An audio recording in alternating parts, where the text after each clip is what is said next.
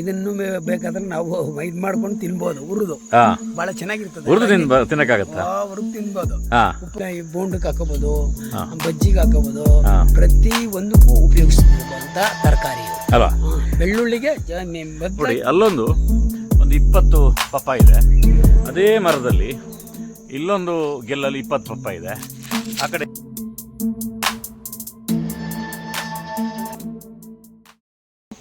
Sir ಇದಕ್ಕೆ wange ಸೊಪ್ಪು, ಎಕ್ಕದ ಸೊಪ್ಪು, ಮತ್ತೆ ಉಗ್ನಿ ಸೊಪ್ಪು, ಇನ್ನು ಬೇರೆ ಬೇರೆ ಸೊಪ್ಪುಗಳೆಲ್ಲ ಸಿಕ್ಕದ ಚಿಗುರು ಸೊಪ್ಪೆಲ್ಲ ಸಿಕ್ಕದ್ನೆಲ್ಲ ಒಳಕ್ಕೆ ಹಾಕ್ಬಿಡ್ಬೇಕು.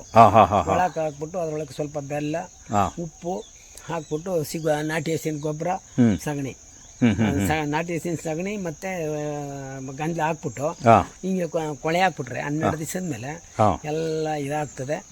ಇದನ್ನ ಎತ್ತಿ ಗಿಡ ಚೆನ್ನಾಗಿ ಬರ್ತವೆ. ಅಷ್ಟೇ. ರೋಗಗಳೆಲ್ಲ ಕಡಿಮೆ ಬರ್ತದೆ. ರೋಗ ಕಡಿಮೆ ಆಗೋದೊಂದು, ಕಾಯಿ ಯಾವುದೇ ಪರಂಗಿ ಹಣ್ಣು ತಿಂದ್ರಿ ರುಚಿ ಇರ್ತದೆ, ಫಾಸ್ಟ್ ಆಗಿ ಬೆಳಿಬಹುದು. ಇದು ನಿಧಾನದಲ್ಲಿ ಬರ್ತದೆ. ನಿಧಾನದಲ್ಲಿ ಭೂಮಿಗೆ ತಾಪ ಆಗಿರ್ತದೆ. ಇದೆಲ್ಲ ಕಲ್ಲು ಭೂಮಿ ಅಂತದ್ರಲ್ಲಿ ಇದನ್ನ ಮಾಡಿದೀವಿ. ಬಹಳ ಈ ತರ ಎಲ್ಲ ಇದೆ ನೋಡಿ ಸರ್. ಮಿಕ್ಸ್ ಆಗ್ತಿದೆ ಎಲ್ಲ.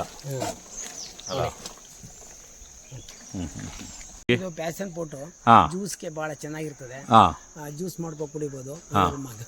ಮಂಗಗಳು ತಿನ್ಕೊಂಡಿದೆ, ತಿಂದ್ರು ಪರವಾಗಿಲ್ಲ.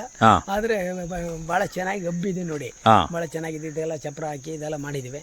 ಇದು ಜ್ಯೂಸ್ ಮಾಡಿ ಕೊಡಲ್ಲ. ಅದ್ರ ಕೆಳಗಡೆ ಎರೆಹುಳು ಮಾಡಿದಿರಿ. ಕೆಳಗಡೆ ನೆಳ್ಳು ಆಗ್ಬೇಕು, ಇದು ಆಗ್ಬೇಕು. ಅದಕ್ಕೋಸ್ಕರ ಇದು ಎರೆಹುಳಿನ ತೊಟ್ಟಿ, ಎರೆಹುಳಿನ ಗೊಬ್ಬರ ತಯಾರು ಮಾಡ್ಕೊಂಡಿದೀವಿ. 2 ತೊಟ್ಟಿ ಇದೆ. 2 ತೊಟ್ಟಿ ಇದೆ. ನೋಡಿ ಸ್ನೇಹಿತರೆ, ಇಲ್ಲಿ ವಿಶೇಷವಾಗಿ ಇದಕ್ಕೆ ಬಿಸಿಲು ಬೀಳಬಾರ್ದು ಅಂತೇಳಿ ಮೇಲ್ಗಡೆಗೆ ಫ್ಯಾಷನ್ ಫ್ರೂಟದು, ಆಮೇಲೆ ಎಲೆದು, ಆಮೇಲೆ ಕುಂಬಳಕಾಯಿದು, ಬೇರೆ ಬೇರೆ ನೋಡಿ. ಇದು ನಾವು ತಿನ್ನುವಂಥ ಎಲೆ, ಇದೆಲ್ಲದರದ್ದೊಂದು ಚಪ್ಪರ ಮಾಡಿದ್ದಾರೆ. ನೈಸರ್ಗಿಕವಾಗಿರುವಂಥ ಚಪ್ಪರ ಇದು. ಇದರಲ್ಲಿ ಎರೆಹುಳಿನ ತೊಟ್ಟಿಯನ್ನು ಮಾಡಿದ್ದಾರೆ ನೋಡಿ. 2 ತೊಟ್ಟಿ ಇದೆ, ಎರೆಹುಳಿನ ತೊಟ್ಟಿ. ಇಲ್ಲೊಂದು ಸಂಗತಿಯನ್ನು ನೀವು ನೋಡ್ಬೋದು ನೋಡಿ. ಇದೊಂದು ಪಪ್ಪಾಯಿ ಗಿಡ. ನಾವೆಲ್ಲ ಇವತ್ತು ತೈವಾನ್, ರೆಡ್ ಲೇಡಿ, ಅದು ಇದು ಅಂತೇಳಿ ಬೇರೆ ಬೇರೆ ವೆರೈಟಿಗಳನ್ನು ಹುಡುಕ್ತಿದ್ವಿ ಪೇಟೆಯಲ್ಲಿ. ಅಂದರೆ ನಾಟಿ ಪಪ್ಪಾಯಿಯ ಸ್ಟ್ರೆಂತ್ ಎಷ್ಟಿರ್ತದೆ ಅಂತ ನಿಮಗೆ ಇದರಲ್ಲಿ ಕಾಣ್ಬೋದು.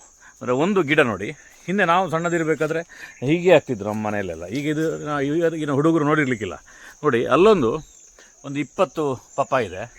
ಅದೇ ಮರದಲ್ಲಿ ಇಲ್ಲೊಂದು ಗೆಲ್ಲಲ್ಲಿ 20 ಪಪ್ಪಾಯ ಇದೆ. ಆ ಕಡೆ 2 ಗೆಲ್ಲು ಬಿಟ್ಟಿದೆ.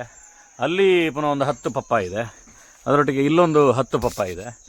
ಇಲ್ಲಿ ಪಪ್ಪಾಯ ಇದೆ. ಅಂದರೆ ಒಂದೇ ಮರದಲ್ಲಿ ಪಪ್ಪಾಯಿದು ಸುಮಾರು 80 ಕಾಯಿ ಪಪ್ಪಾಯ ಆಗಿದೆ. ಇದು ನಾವು ನ್ಯಾಚುರಲ್ ಕೃಷಿಗೆ ಮತ್ತು ಕೆಮಿಕಲ್ ಕೃಷಿಗೆ ಇರುವಂಥ ವ್ಯತ್ಯಾಸವನ್ನು ನಾವು ಇವತ್ತು ನೋಡ್ತಾ ಇದ್ದೇವೆ.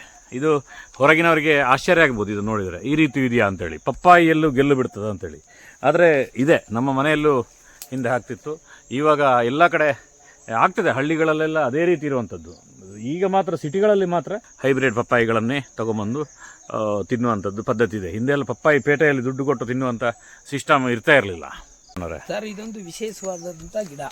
ಏನು ಅಂದ್ರೆ ಇದು ಬೆಳ್ಳುಳ್ಳಿ ಗಿಡ. ಇದು ಈ ಬೆಳ್ಳುಳ್ಳಿ ಗಿಡ ಅಂದ್ರೆ ಬೆಳ್ಳುಳ್ಳಿಗೆ ಕೆಜಿ 400-500 ರೂಪಾಯಿ ಆಗಿದೆ. ಇದು ಬೆಳ್ಳುಳ್ಳಿ ಬರಲ್ಲ ಗಿಡ. ಇದನ್ನ ಬೋಂಡಕ್ಕೆ ಹಾಕೋಬಹುದು, ಸಾರಿಗೆ ಹಾಕೋಬಹುದು, ಪ್ರತಿ ಒಂದಕ್ಕೂ ಉಪಯೋಗಿಸಬಹುದು. ನೋಡಿ, ತಿನ್ನಿ ಎಷ್ಟು ಗಮಲ ಇದೆ ನೋಡಿ. ತಿನ್ ನೋಡಿ, ಚೆನ್ನಾಗಿ ಬಹಳ. ಬೆಳ್ಳುಳ್ಳಿ ಆಗುದಿಲ್ಲ, ಬೆಳ್ಳುಳ್ಳಿ ಆಗುದಿಲ್ಲ ಸರ್. ಬೆಳ್ಳುಳ್ಳಿ ಗಿಡ ಇದು. ಅಂದ್ರೆ ಬೆಳ್ಳುಳ್ಳಿಗೆ ಪ್ಯಾರಲಲ್ ಆಗಿ. ಇದು ಎಲ್ಲಿಂದ ತಗೊಂಡ್ಬಂದಿರೋದು ನೀವು? ಸರ್, ಇದು ಮೈಸೂರಿನಲ್ಲಿ ಚಂದ್ರಶೇಖರ್ ಅವ್ರ ತೋಟದಲ್ಲಿ ಇತ್ತು. ನಾನು ಅದನ್ನ ಒಂದಕ್ಕೆ ಗಿಡ ತಗೊಂಡ್ ಬಂದು ಇಷ್ಟು ಗಿಡ ಮಾಡಿದ್ದೀನಿ. ಹೌದಾ? ನಾನು ಸುಮಾರು ಜನ ಕೇಳ್ತೀನಿ, ತಗೊಂಡಾಗ ಹಾಕಿ ಒಂದ್ ಗಿಡ ನೀವು 5 ಗಿಡ ಹಾಕೊಂಡ್ರೆ ಮನೆ ಹಿತ್ತಲುಗಳಲ್ಲಿ, ಮನೆಗಳಲ್ಲಿ, ಆಮೇಲೆ ತಾರಸಿ ಮೇಲೆಲ್ಲ ಹಾಕೊಂಡ್ರೆ ಬಹಳ ಚೆನ್ನಾಗಿ ಬರ್ತದೆ. ನೀವು ಇದು ಆರೋಗ್ಯಕ್ಕೆ ಬಹಳ ಒಳ್ಳೇದು, ಬಹಳ ಆರೋಗ್ಯಕ್ಕೆ ಒಳ್ಳೇದು. ಬ್ರಾಹ್ಮಣಗಳು ಬೆಳ್ಳುಳ್ಳಿ ಹಾಕಂದ್ರು, ಇಂಥದ್ನ ಹಾಕೊಂಬೋದಲ್ಲ, ಹಾಕೊಂಬೋದಲ್ಲ. ಇದು ಬಹಳ ಒಳ್ಳೇದು. ಬೋಂಡಕ್ಕೆ ಹಾಕೋಬಹುದು, ಬಜ್ಜಿಗೆ ಹಾಕೋಬಹುದು, ಪ್ರತಿ ಒಂದಕ್ಕೂ ಉಪಯೋಗಿಸ್ತದೆ ಅಂತ ತರಕಾರಿ ಇದು. ಬೆಳ್ಳುಳ್ಳಿಗೆ ಬದಲಾಗಿ ಇದನ್ನ ಬೆಳ್ಕೋಬಹುದು. ನೋಡಿ ಸ್ನೇಹಿತರೆ, ಇಲ್ಲಿ ನೋಡಿ ಒಂದು ಗಿಡ, ಒಂದು ವಿಶೇಷತೆ ಇದು ನೋಡಿ. ಇಲ್ಲಿ ಹೇಗಿದೆ ನೋಡಿ ಈ ಗಿಡ. ನಾನು ಇದು ಸ್ಮೆಲ್ ನೋಡಿದೆ, ಒಳ್ಳೆ ಬೆಳ್ಳುಳ್ಳಿ ಸ್ಮೆಲ್ ಇದ್ದಾಗಿದೆ. ಅದರೊಟ್ಟಿಗೆ ಬೆಳ್ಳುಳ್ಳಿಗೆ ಇವತ್ತು ತುಂಬ ರೇಟ್ ಆಗಿದೆ. ನಾವು ಬೆಳ್ಳುಳ್ಳಿ ಬದಲಾಗಿ ಇದನ್ನು ಸಾಂಬಾರಿಗೆ ಎಲ್ಲದಕ್ಕೂ ಉಪಯೋಗ ಮಾಡ್ಕೋಬಹುದು ತಮ್ಮಣ್ಣವ್ರು ಹೇಳ್ತಾರೆ. ಇದು ಕೆಂಪು ಬಸಳೆ ಬೀಜ ಸರ್. ಇದನ್ನು ಬೇಕಾದ್ರೆ ನಾವು ಇದು ಮಾಡ್ಕೊಂಡು ತಿನ್ಬಹುದು. ಹುರಿದು ಬಹಳ ಚೆನ್ನಾಗಿರ್ತದೆ. ಹುರಿದು ತಿನ್ನಕ್ಕಾಗತ್ತಾ? ಹುರಿದು ತಿನ್ಬಹುದು.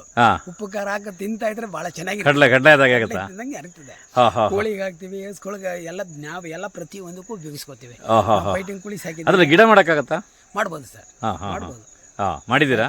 ಮಾಡಿ ನೋಡಿ ಸರ್, ಎಲ್ಲ ಹಬ್ಕೊಂಡಿದೆ. ಅದರಲ್ಲೇ ಗಿಡಗಳು, ಅದರಲ್ಲೇ ಗಿಡ ಹಬ್ಬಿದೆ ನೋಡಿ. ಹಾಂ ಕಾಣ್ತಾ ಇದೆ ನೋಡಿ. ನೋಡಿ ನೋಡಿ ನೋಡಿ ಕೆಂಪು ಬಸಳೆ ಗಿಡ ಹೇಗಿದೆ ನೋಡಿ, ಕೆಂಪು ಬಸಳೆ. ಇಲ್ಲಿ ಒಂದು ಕುಂಬಳಕಾಯಿ ಆಗಿದೆ, ತುಂಬ ಚೆನ್ನಾಗಿದೆ. ನೋಡಬೇಕಾದ್ರೆ ನಮ್ಮ ಭಾಗದಲ್ಲಿ ಹಿಂದೆಲ್ಲ ಹೀಗಿತ್ತು, ಎಲ್ಲರ ಹಿತ್ತಲುಗಳು ಇದೇ ರೀತಿಯಲ್ಲಿತ್ತು. ನೋಡಿ ನೋಡಿ ಇಲ್ಲೊಂದು ಸಣ್ಣ ಪಪ್ಪಾಯಿ ಗಿಡ, ಅಲ್ಲೇ ಪುನಃ ಒಂದು ಗೆಲ್ಲು ಬಿಟ್ಟಿದೆ. ಇವತ್ತು ಹೈಬ್ರಿಡ್ಗಳಲ್ಲಿ ಇಂಥದ್ದು ಯಾವುದು ಇರುವುದಿಲ್ಲ. ಇದೇನು ಕಿತ್ತಿಟ್ಟಿದ್ರಿ ಸರ್? ಇದು ಆರ್ ರೊಟ್ಟು ಅಂತ ಹೇಳ್ತಾರೆ. ಹಾಂ, ಹಿಂದೆ ಮಕ್ಕಳುಗಳಿಗೆ ಡಾಕ್ಟರ್ ಬರ್ಕೊಡ್ತಿದ್ರು ಇದ್ರ ಪೌಡ್ರಿಗೆ ಹಾಂ ಕುಡಿಸಿ ಅಂತ. ಈಗ ನಾವೇನ್ ಮಾಡ್ತೀವಿ ಅಂದ್ರೆ ಇದನ್ನ ಚೆಚ್ಚಿಬಿಟ್ಟು ಚೆನ್ನಾಗಿ ಪೌಡರ್ ಮಾಡ್ಕೊಂಡು ಹಾಂ ನಾವು ಕಾಪಿಗೆ ಹಾಕೋ ಕುಡಿಬಹುದು. ಬಹಳ ಚೆನ್ನಾಗಿ ಆರೋಗ್ಯಕ್ಕೆ ಒಳ್ಳೇದು. ಆರ್ ರೊಟ್ಟು ಅಂತ ಹೇಳ್ತಾರೆ. ಇದು ಆರ್ ರೊಟ್ಟು. ಇದೊಂದು 20 ಗಿಡ ಹಾಕಿದ್ದೀನಿ ಸರ್. ಹಾಂ, ಚಹಾ ಬೇಕಾ ಅಂತ ಕೇಳ್ತಾರೆ. ಆದರೆ ಹಳ್ಳಿಯ ಜನರು, ರೈತರು ಹೇಗೆ ಅಂತ ಹೇಳಿದ್ರೆ ಚಹಾ ಮಾಡಿ ತಂದಿದ್ದಾರೆ ಅಲ್ಲಮ್ಮ. ಚಹಾ ಕುಡೀರಿ ಇದಮ್ಮನವ್ರೆ. ನೋಡಿ ಒಂದು ಒಳ್ಳೆ ಸಂಜೆ ಆಗುವಾಗ ಚಹಾ ಸೂಪರ್ ಆಗಿದೆ, ಸೂಪರ್ ಆಗಿದೆಮ್ಮ ಚಹಾ. ಬೆಳಗ್ಗೆ ಹೋಗ್ರಿ ಸರ್. ಬೆಳಗ್ಗೆ ಹೋಗಿ.